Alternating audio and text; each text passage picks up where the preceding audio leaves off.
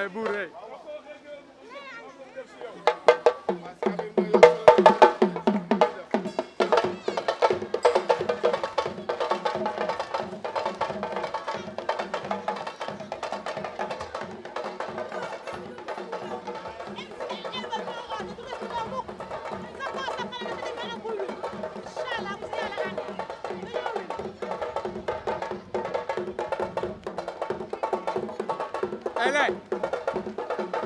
ay lu ñoo def ah waaw yow dama ñëwee lii di ma dugg waaw daa ngóob nag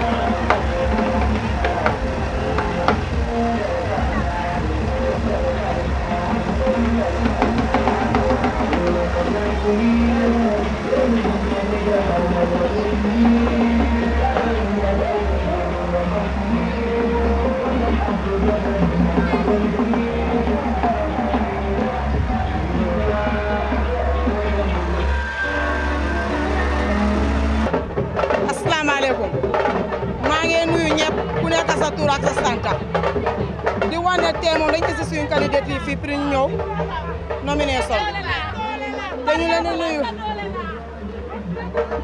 kañ la di wax ñëpp ne dañu war a génn MC dina ya soobee yàlla bu si àndee MC dina am ndam te suñ candidat yëpp dinañ am ndam soobee yàlla ñun duñ wax te duñ dem luwee nit te duñ jënd kenn te duñ dem génne kenn kombo isi ko jënduñ nit ñu fi ñëw buñ feesale dara buñ ta ñu ragal UDP dem ak UDP tey yëpp benn la doomi UDP moom du musa joxe gannaaw real UDP moom depuis dem a fuñ nekkoon den tey foofu lañ nekka xanaa ñu ñëwoon pour yurundu ñu ñëw yurundu moom ñooy mun ne ñoom mun maa ngi dëgg gaañ ne dem nañ ñoom ñoo fi laaj pour dem waaye UDP doomam dëggantaan du musa daw te ay jàmbaar lañ te am nañ ne xob ne soobee yàlla bu si àndee MC suba suñ candidat yëpp dinañ am ndam soobee yàlla waaw bii moom du oo daay la ragaluñ si dara luñ si buga rek ñu si pare lu raw loolu noonu suñ jëlee seen lii naka tulaa sax luñ defoon nag passé na waaye buy ñëw nii nag da leen woon ne du oo daay ragaluñ dara te soobee yàlla ndam rek suñ gaay ndam te di ñaanal suñ meeyoo bi tamit yàlla ko yàlla may ndam waaw jigéen bu am ne rek ku mun góor la waaw te suñ xëyee Biram ñu ne dañ ko bugg a génne fi soobee yàlla du si ànda because xolam dafa set te yàlla ko yàlla fay xolam sina njal nata na dibito le demoni tijang ole yaya kuyate ani MC ani Elba be duale alo mari ebe mengini ka alma ale ayadila alma tala maso alma ale ayadila kila hormoto alma ale sawo kenye nabata alkana kenye ken sangoti kila hormoto mon ba hormoto sima ba hormoto na dibite ngalondi alo mari albe be gani dibite ngalondi alo mari ibe gani kila hormoto asalaamaaleykum ñu ngi leen di nuyu di leen ziar yéen ñëpp di ñaan yàlla may ñu dem si élection bi ak jàmm waaw ñu nag suñ candidat lañ indi muy Yaya Kuyateh dëkk Banjul South moom foofu laa taxaw waaw mu nekk ku baax kuñ am yaakaar ku am sutura ku am teranga te ku pare pour liggéeyal réewam soo ñu ngi koo ñaanal yal na ko yàlla may ndam barke Seydina Muhammad sallallahu alayhi wa sallam ndax moom yuut si rek la toppatoo yuut si la bàyyi xel yuut si la faale kon ñu ngi ñaan yàlla yal na ko yàlla may ndam bem yóbbu Banjul South yóbbu Gambia si kaw a kaw a kaw a kaw si barke Seydina Muhammad sallallahu alayhi wa sallam baax na jërëjëf.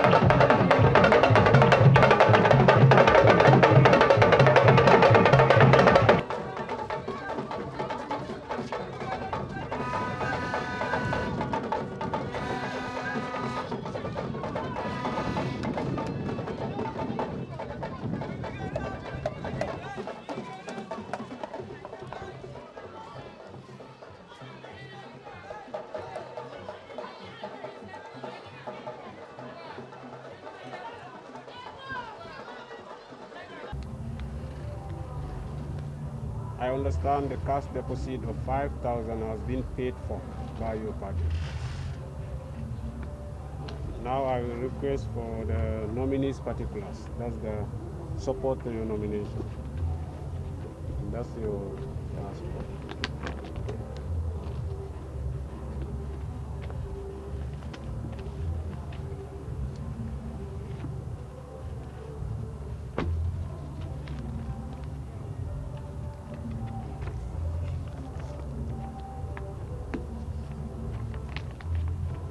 Sworn asset declaration.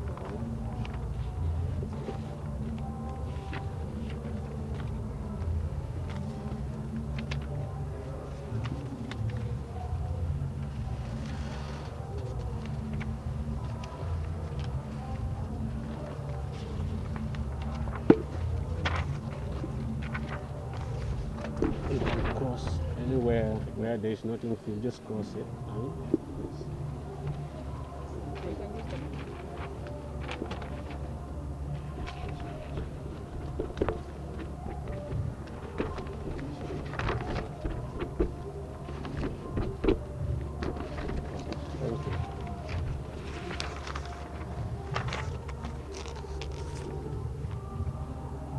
Income tax clearance certificate.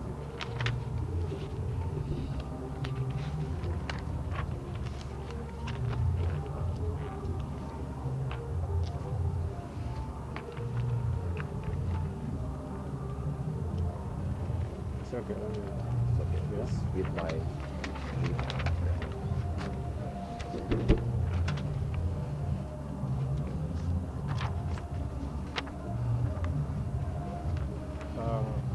Are you employed? Are you a civil servant? In that case, you will need a leave of absence. Okay, this one.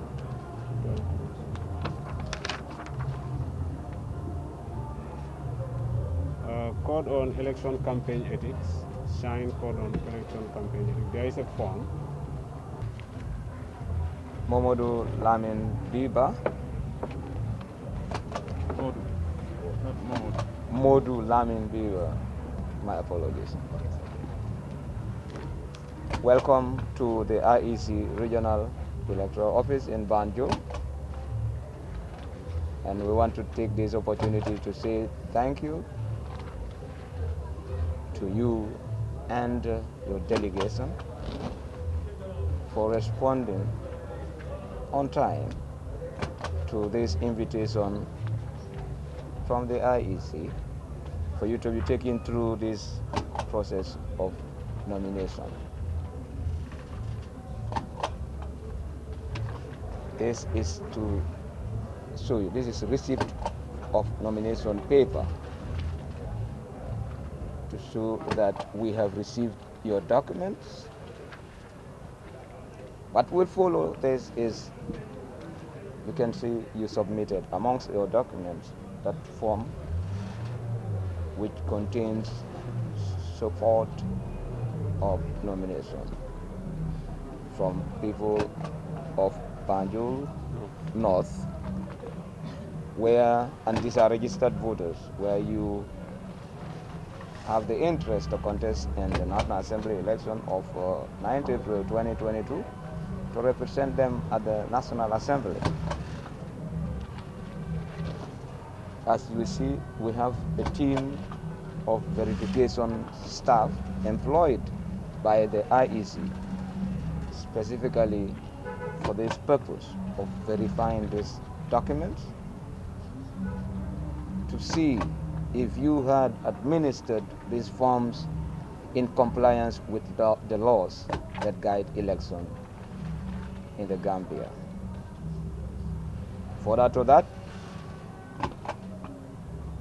you have also submitted a signed code of campaign ethics. This is a legal instrument, subsidiary legislation to the Elections Act, that contains the provisions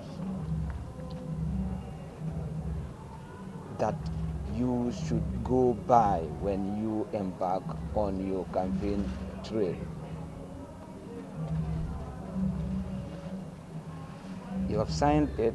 That means you have entered into agreement with the IEC for you to abide by, together with other elections laws. These provisions you have agreed to obey also affect the way your supporters apply themselves when you embark on your campaign trail. Breach of any of the provisions of this legal instrument we are talking about could lead to the nullification of your nomination. But Lamin, I know very well we may not get to that, because I can see you have a team of people that are supporting you, that have been into politics for so long. And I know you have been into politics. You understand the game. So you being a person that understands the game and the rules, and you have the responsibility to take the lead, and we believe you will lead by example. And those that follow your footsteps will do exactly what you do, and at the end of the day, peace will continue to reign in the Gambia. Having said that, we have the belief that you will comport yourself and you will act in a civil manner. You will act with all respect of civility. But nonetheless, we want you, whilst you lead with example, want to send message to your supporters through you. Go and tell them Politics will come and go, but the people of the Gambia will always remain the same, one people. And at this moment, I want to send you to your supporters in Banjul North. Go and tell them that at this moment politics has come to our doorsteps in Banjul North. But come after the 9th of April, politics will be over, and the people of Banjul will come back and continue to live as one family. And if they so do, peace will continue to exist in Banjul North. And that is not where it will end. It will spread to all parts of Banjul. And I'm telling you, it will not stop there. It will go to all parts of the Gambia.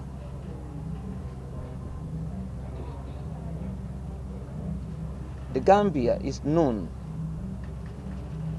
for the peace that we have here throughout the world. Gambia is small in size, though, but then the Gambia has a big name all over the world.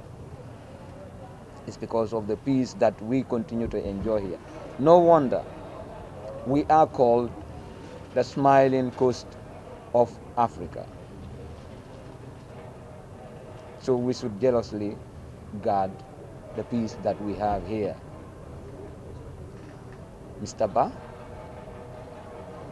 the IEC is always poised to conduct transparent, peaceful, and credible elections. That is why each and every stage of the electoral process is subject to observation by all contestant candidates and other stakeholders. If any election is transparent and credible, that means the results will be accepted by candidates, contestants, their supporters, and other stakeholders. If that happens, at the end of the day, peace will continue to exist in the country instead of chaos.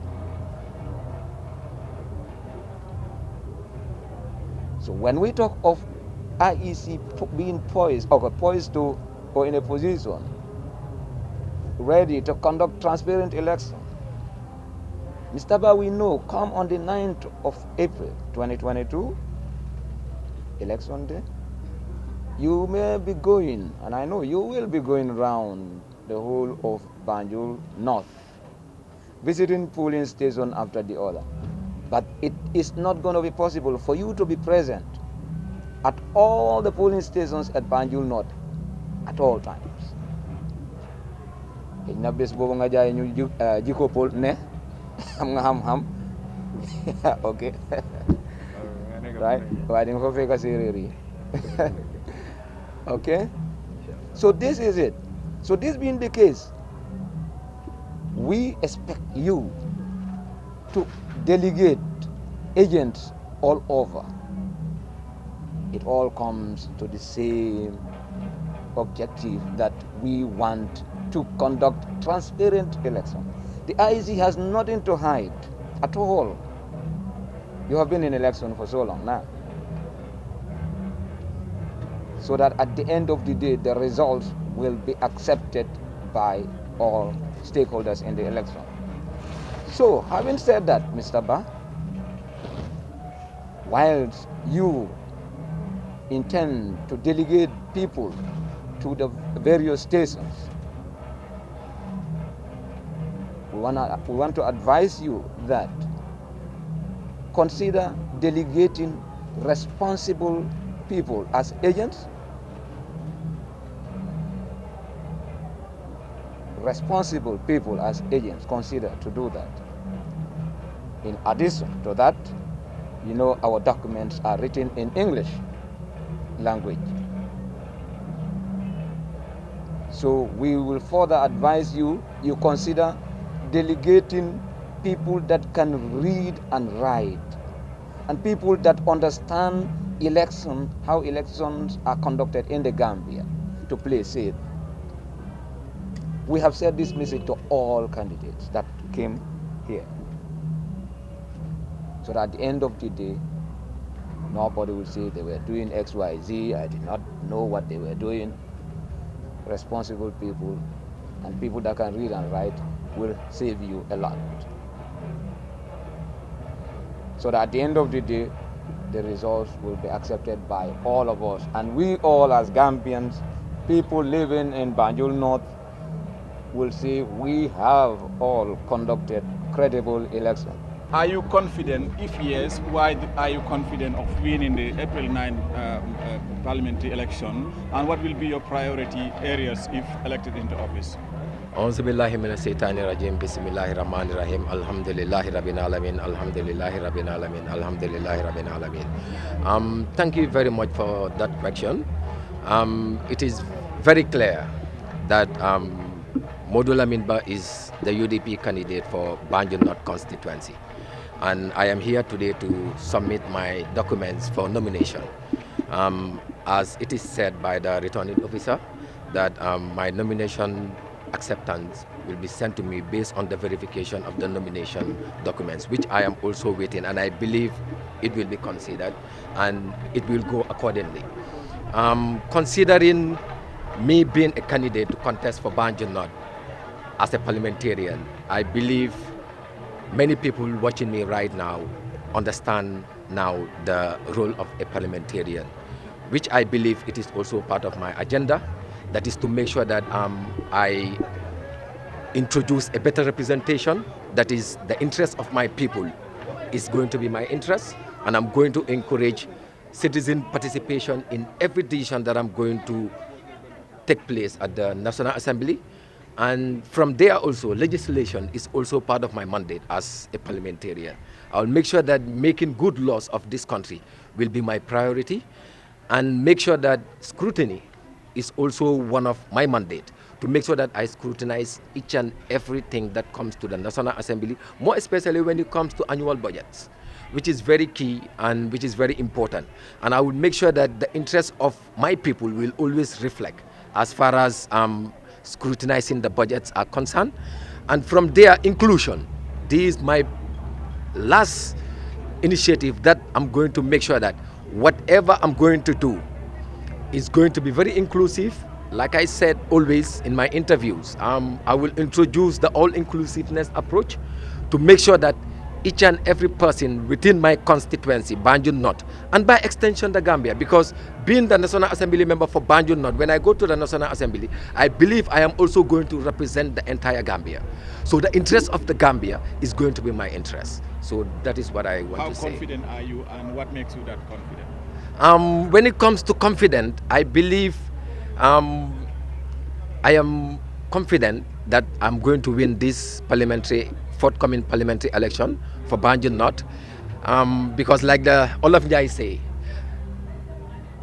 soo ñëwee pour ut dara place luñ la war a laaj mooy lan nga fi def, and I believe that answer you go to the people of Banjul North and they will answer that. Okay, from a media practitioner to a politician, what's the driving force? Sorry?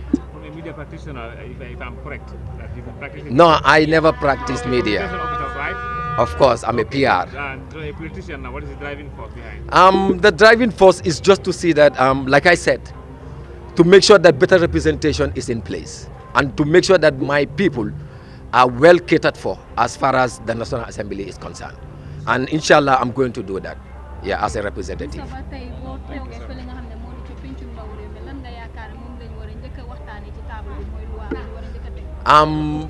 Mun nañ fa waxtaanee lu bari, waaye ma junja la tuuti rek ne réew mi soxla neen daanaka téere bu ees, te téere bi tamit ñu ngeen ñaan tamit comme ñu ngeen bëgg a encourage suñ National Assembly members yi suñ fa nekkee ñu encourage lu ñoo wax 2 terms nga xam ne réew bi dinañ ko gis mu mun a dem si kanam.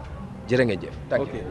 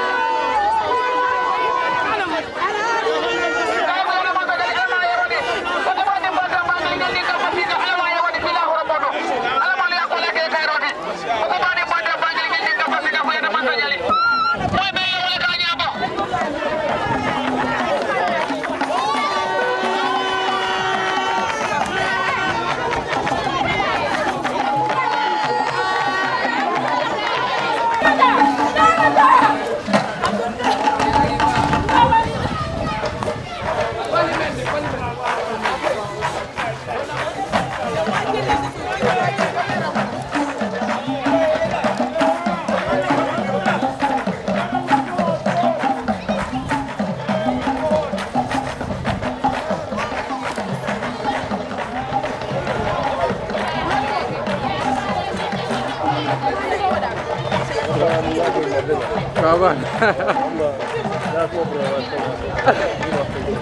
ah no problem okay no problem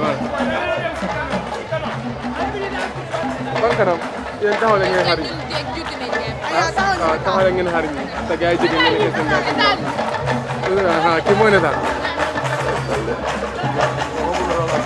waaw ak